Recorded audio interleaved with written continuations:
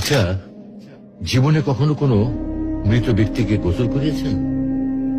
যদি কখনো সুযোগ হয় তাহলে সেই মৃত ব্যক্তিকে গোসল করাবেন।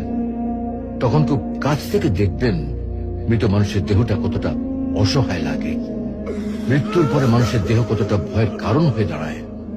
সুযোগ পেলে রাতে লাশটা পাহারা দেবেন, তখন বুঝতে পারবেন প্রিয় মানুষটার লাশ রাতের বেলায় আপনার কাছে কতটা অদ্ভুত লাগে, কতটা ভয়ের কারণ হয়ে ওঠে, কতটা আতঙ্কের কারণ হয়ে যায়।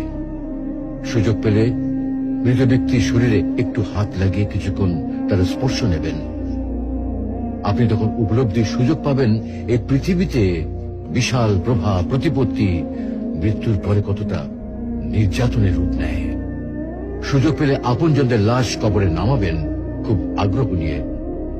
শেষবারের মতো মৃতদেহের মুখটি একবার দেখার চেষ্টা করবেন এবং বারবার উপলব্ধি করার চেষ্টা করবেন এই মৃতদের সাথে অনন্তকালের যাত্রার পথে এটাই আপনার জীবনের শেষ দেখা। সুযোগ পেলে মাঝে মধ্যে কবরস্থানে গিয়ে নীরবে কিছুক্ষণ দাঁড়াবেন। এরপর মনে মনে চিন্তা করবেন জীবনের লাভ ক্ষতির হিসাব। এই মৃত মানুষগুলো এই পৃথিবীতে কি করে গেছেন, কাদের রেখে গেছেন।